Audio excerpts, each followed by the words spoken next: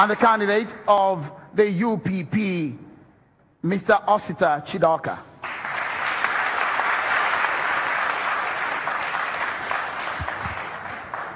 Thank you, everyone. Shall we rise for the Nigerian national anthem?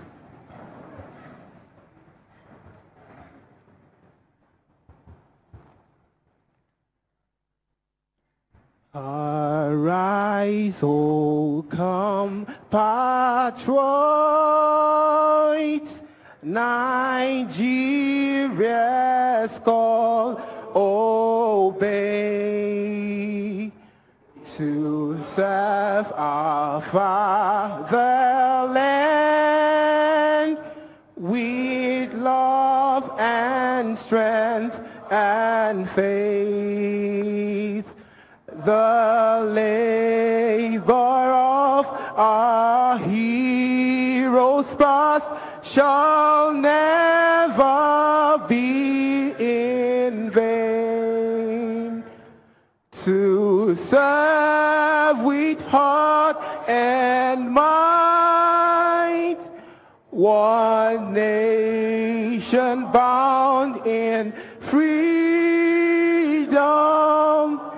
peace and unity. Thank you, everyone. We'll take a short break, and when we return, it's going to be time for the candidates to take their opening statement. Join us again, everyone. Anambra State. The November 18 election in Anambra State is not a referendum on our past. It's a referendum on our future. It's an election to decide, do we want the voice of Anambra to be heard in Nigeria? It's an election that wants us to come out in mass and vote for that state that is a state that makes it possible for its citizens to realize their God-given talents and abilities. Anambra State has the most astounding human potentials in Nigeria, and we need to continue to invest in our human beings.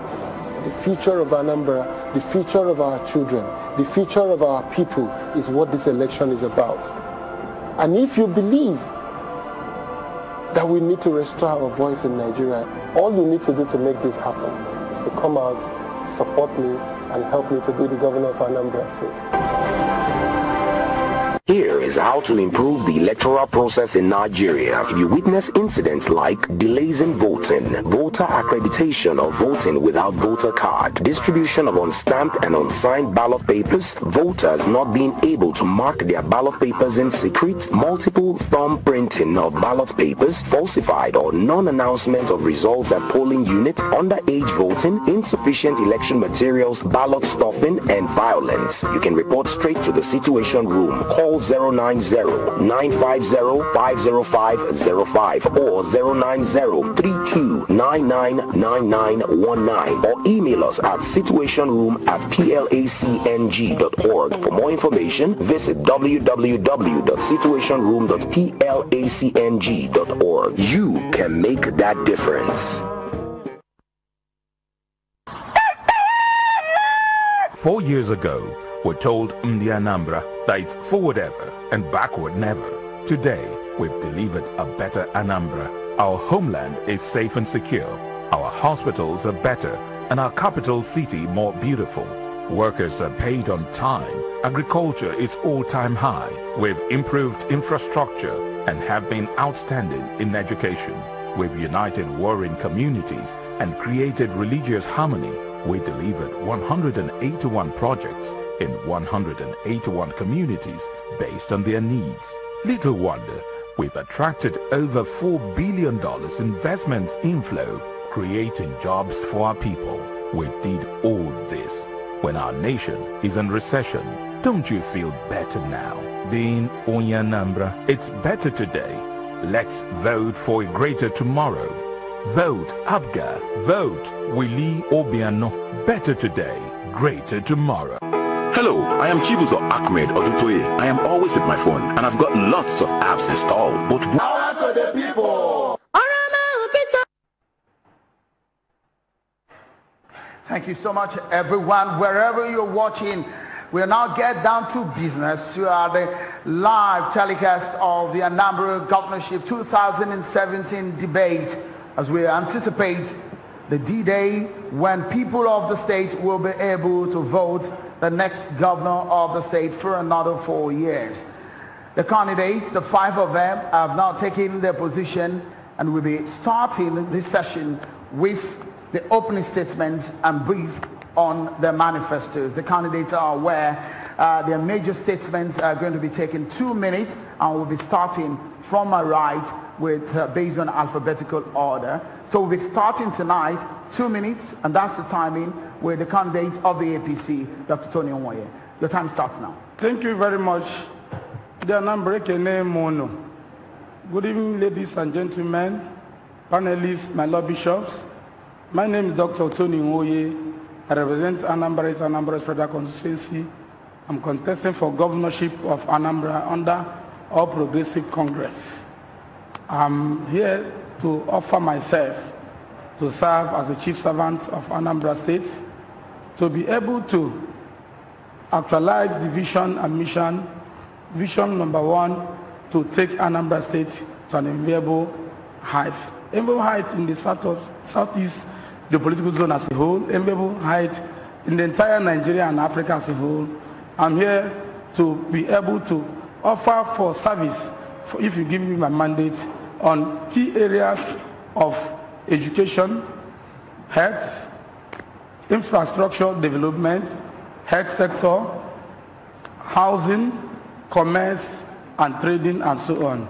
I'm of the opinion that one of the greatest zeal why I want to contest for governor of Anambra State is to block leakages, wastages, whereby over 700 special assistants, special advisors being appointed or have been appointed by the present administration. Some of them don't have portfolios, most of them don't have portfolios, they don't have offices. But every month, the state government parts away with more than 500 million naira in the name of this issue of payment. The wastages, leakages in government. Number 1, I'm of the opinion that if I'm elected... Mr. Way, I'm afraid your time is up. Thank you so much. Let's go to the candidate of the All Progressive Grand Alliance, Willie Obiano. Good evening.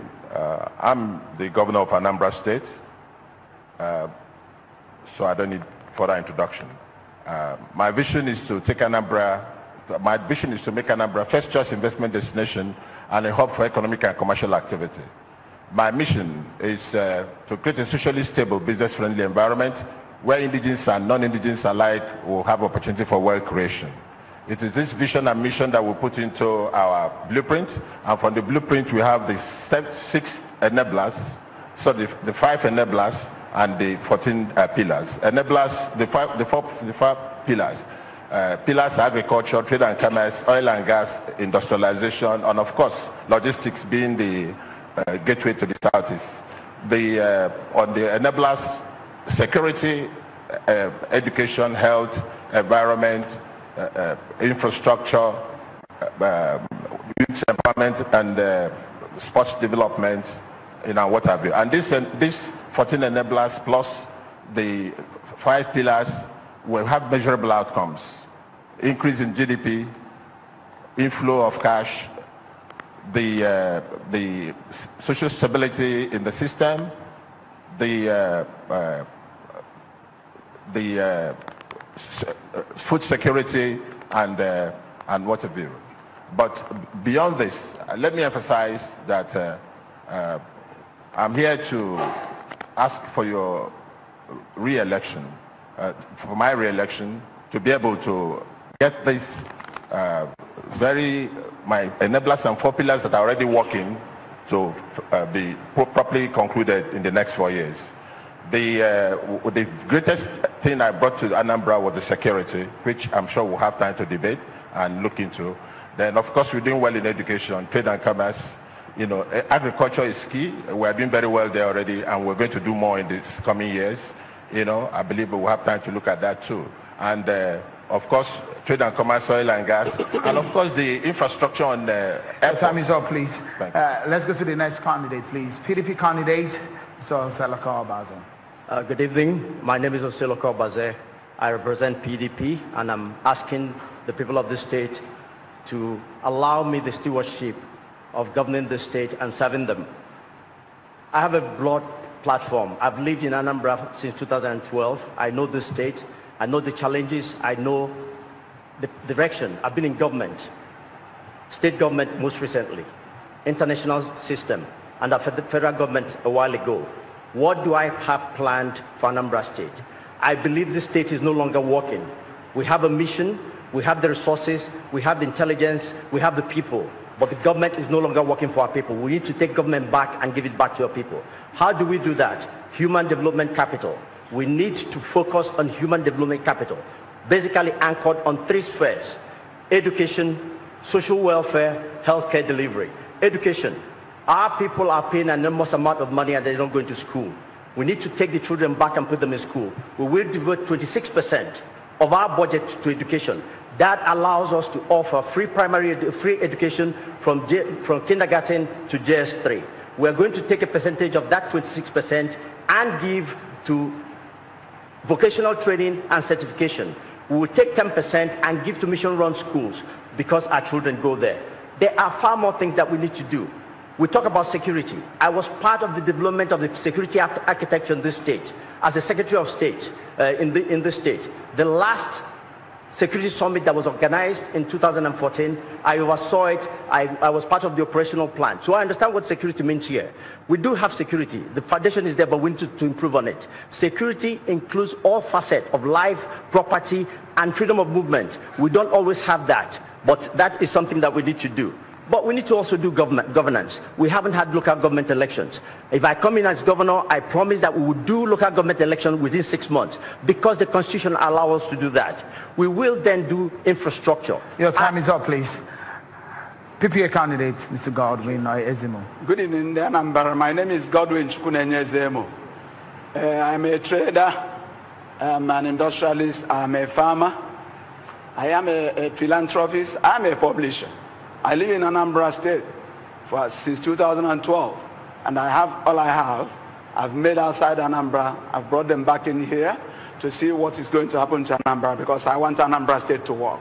Having stayed here for this number of years, I've seen that we are lacking in all fields, despite the fact that Anambrans has got the best brain all over the world. What are we going to do?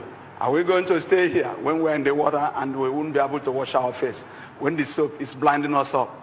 I have decided to come down, forgone my comfort zone purely to sacrifice that life for the people of Anambra State and the entire black man. I have my program which I call SHAP, S-H-A-P, security, health, agriculture, power, education, empowerment, and the environment. On this platform, we will be able to I will now take the best brain in Anambra to get Anambra in that form that we need to use to move forward this state. In terms of security, we will ensure that police and civilians work together so that we get the best out of the security. We will ensure that our youths are employed fully. Then the streets will be secured for everybody to walk around without having to have their purse snatched or having to be gunned down. Also, in my education or the education of my government, I believe I will work for skill-based education. Skill-based, it's not certificate. We rely so much on certificate and we are failing. Because I am an industrialist, I've seen that 70% of our graduates are not employable. They are unemployable. It's only about 30%. I'm saying this out of experience because in my industry I employ over 1,000 and all of them, many of them Your time are not is doing up, well. please, Mr. Ezemo. It's your turn now, the UPP candidate, Osita Chidoka. Thank you very much. In 2017, I'm amazed that the issues before us is still the basic issues of bread and butter. But for me, I think that what is critical in Anambra is a major philosophical base.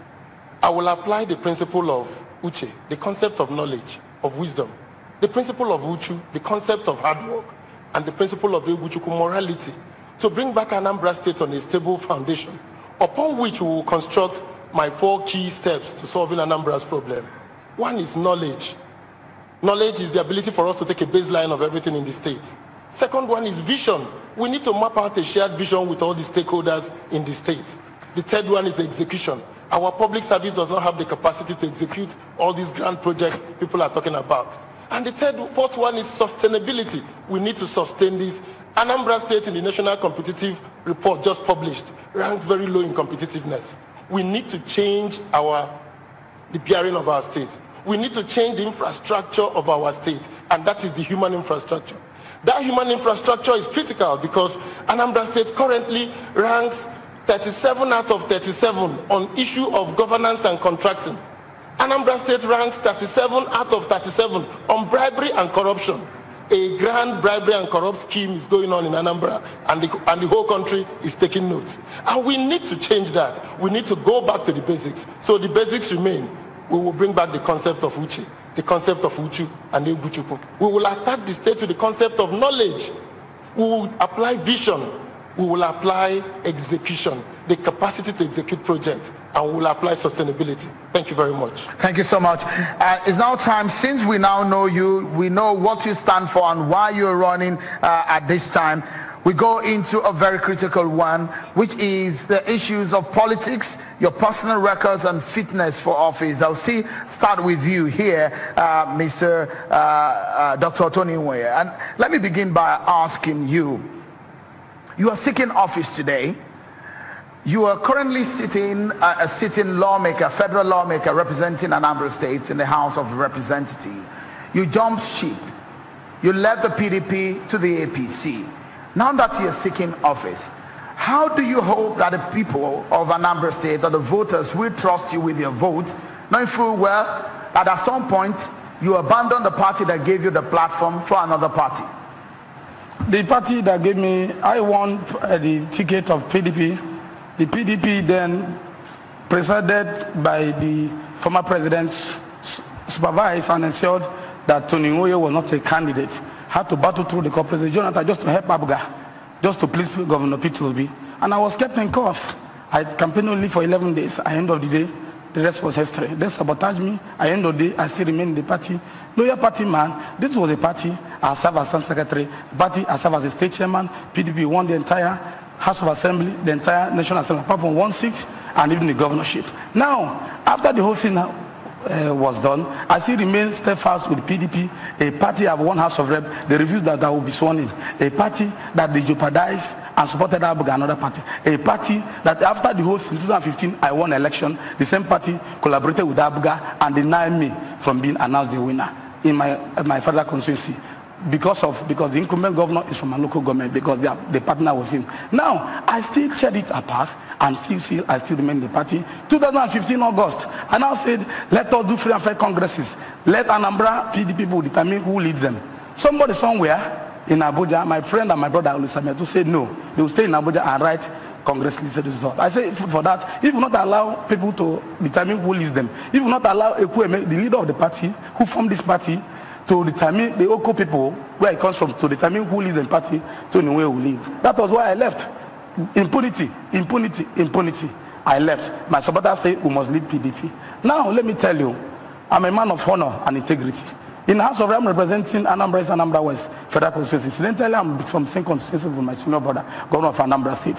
My West and my bond, that is why in National Assembly today, the Enugu Onitsha, I specifically ensured 7.5 billion naira appropriated in 2017 budget. Your time is up on this one, but I'll ask a follow-up question based on your fitness for office, and you have a minute to answer this one. And it's going to be your history as a student union leader, and at a time when Chris Ngige was governor of Anambra State. The word on the street, and I'm very sure that you're familiar with this narrative, about the kidnap of the former governor and the issues of arson that were reported and fingers pointed at you.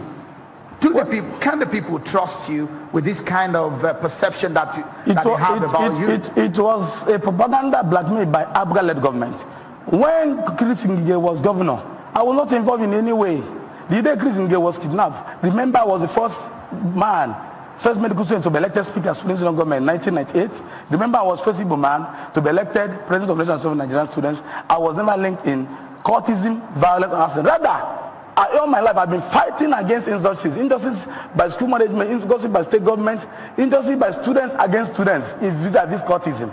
That is why the University of Nigeria, Nsukka, then Professor Banefo, Professor Okafo, D of Enugu campus, Dean Students Affairs, Professor Onjekwe, Professor Elsie Ume, Dean Enugu campus, all of them are living. Incidentally, all of them are Nigerians. They gave me the best award, the best thing has ever happened to the University of Nigeria because of the fight I waged against school authority, against courtism. Now let me come to the issue of Ngige.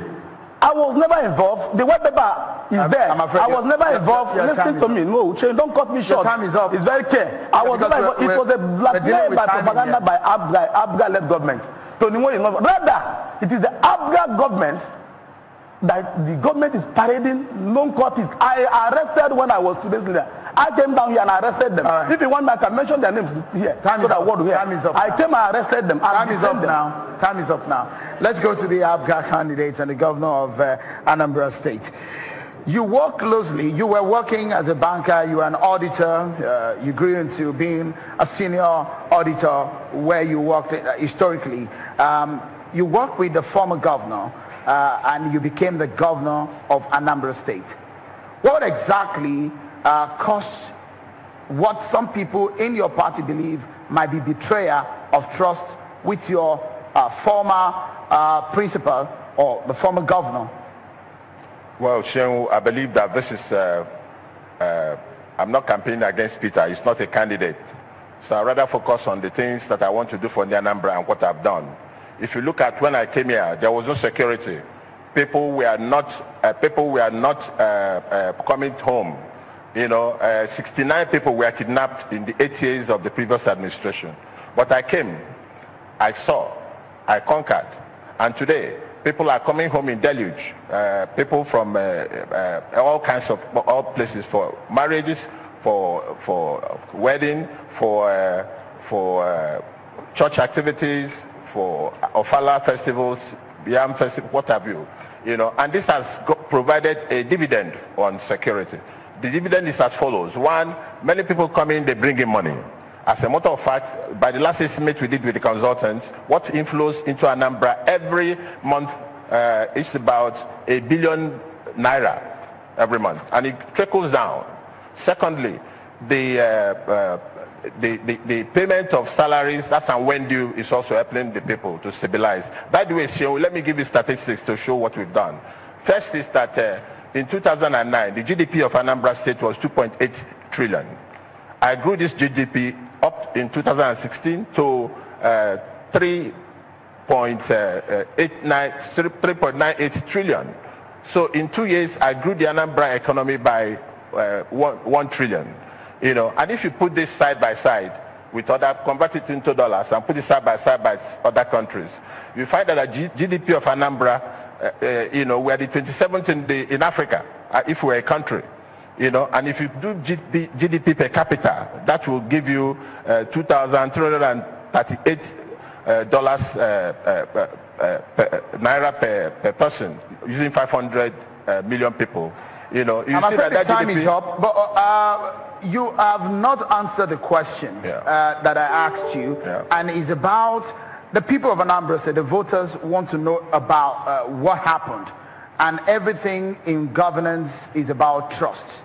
And so the question is, what was the fallout? Was it true that there was a bargain between you and the former governor of a return of political funding for your election into office the first time? Well, you have just about 1 minute to answer this. Well, let me make this point.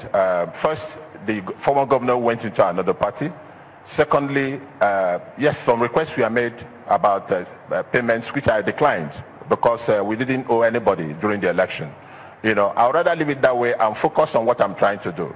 I've told you severally that with these things we are doing on security and paying salaries as and when due, and the growth in the economy to 3 trillion naira, let me tell you the growth pattern. In 2014, Anambra State grew by 13.8%. Nigeria as a whole grew by 6.5%. In 2014, Anambra grew by 15%. Nigeria grew by 2.5%. In 2016, Anambra, Nigeria went below the line. That is negative 1.5. Anambra was 1%. So Anambra was the only state that didn't see recession in Nigeria. If all states in Nigeria were to be like Anambra, we won't be in a recession. And that is very important. That's the that is what I'm bringing to the table. Thank you so much for your for that. Let's go to the candidate, Mr. Selaka Obasi. You've worked in the United Nations as a former secretary to the government of Anambra State. You worked with former Governor Peter Obi. You worked with your fellow contender there on the stage. What was the reason why you left the position, and why did you jump ship? Well, we had an understanding in the first instance. When Governor Peter Obi was leaving, I had packed up to leave the government. Governor Peter Obi asked me to stay, and Governor Obiano also asked me to stay. We agreed I would stay for 6 months to help the incoming government stabilize. I ended up staying for 15 months, and at the appointed time when he found a successor, I left government and he appointed a successor. I think that break was mutual. There was no acrimony. And as you would know, I left government. I issued a statement on the 8th of June 2015 that I was returning to private life. And I did return to private life. I live in Oka. I don't live in any of the highbrow estates. I live among the people in Agoka. And I run an office here, a consultancy. I employ people in Anambra State. And basically, that's what I've done. But at the end of 2016, I had to speak up because I said Anambra State had been hijacked. And it needed us to rescue the state. I believe the state deserved better than it was getting, both in governance, both in transparency, both in delivery of infrastructure. That was why I jumped back into politics. I think the measure of a man, like Martin Luther King says, is not where you stand in times of comfort and convenience. It is where you stand in times of challenge and controversy. We are challenged. That's why I'm involved. Because the question will be, and I have about a minute to answer this, the question will be the reasons, the real reasons, political reasons why you are seeking office. Because the man that has been said to be backing you in this race, the former governor, whom they say is your godfather. Is he your godfather? And are we going to see a replay? Is it just a game of godfatherism playing out itself again and again? Shehu, it's a matter of semantics. Was Peter Obiano's godfather when he brought him in? Would anybody answer that? If you were looking for godfather, when I started this mission, I went to Alex Ekwueme, who is the foremost elected official living, an Igbo man in this country. I sought his counsel. I've seen him, I've known him since I was 7. And I asked for his guidance. Why is he not seen as my godfather? It's a matter of semantics. In this business, as in every other business, even in the religion, the priests have formators. You have mentors. I have mentors. I mentor people. Why would anybody diminish what I'm doing as a godfather? I ran for governor in 2013. I was disqualified. I did not leave the party. I must take a stand when there's a challenge for this state, when things are not working. Others might be comfortable sitting back. I am not. That's why I'm involved. Okay, Mr. Godwin Ezimo, is it for you desperation? You said you're a philanthropist. You own businesses in oil and gas and all that. Why are you running? You ran the other time. In fact, you were at some point offered a deputy governorship seat. You left. You wanted to be governor last time, 4 years ago in the last election cycle. Again, you want to become governor. Is it a matter of desperation for you? Thank you so much. It is not, but it's a matter of necessity. Anambra State is wallowing in trouble. We're all in trouble. And therefore, we need good-spirited individuals. We need people who are selfless. We need people who can even offer their life for the entire Anambra people, for the black man to come and take over the leadership of Anambra State. If we keep waiting, if we keep looking at what is just going on within Anambra State and within Anambra State, then we're not going nowhere. I am here purely to offer myself selflessly, willingly, gratuitously to serve the people of Anambra. I've not come to make money or to make name or a matter of desperation, but it is purely a matter of vision and passion. If it's an ambition, I should have walked away. Because virtually everybody you see in Anambra State, I'm sorry, majority of the people in Anambra State, they are wobbly. You can't really hold them. to any point, because nobody is sincere, no matter the level where you find them. Therefore, I have offered myself with my experience, what I have gotten out there in the United Kingdom.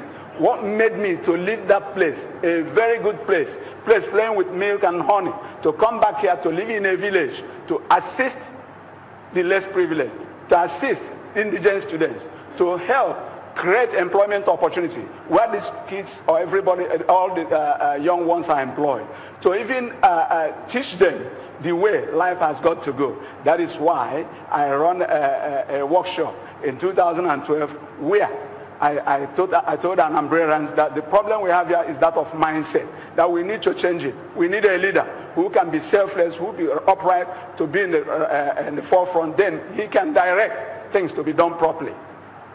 The issue of, you have about a minute also to answer this follow-up. The issue of funding of your party comes to the table. In the United States, for example, we have the president, the sitting president of the United States, Donald Trump, who amidst all odds against interest in his political party emerged president of the United States. Yeah. That man is a businessman. You own businesses in this state. That's right. What will happen to your business should you become the governor of Anambra State? Thank you so much. Already I've calculated all these costs. My business is already being managed by the team of managers I have already. I mean, one tree doesn't make a forest. For me to have gotten this far, I have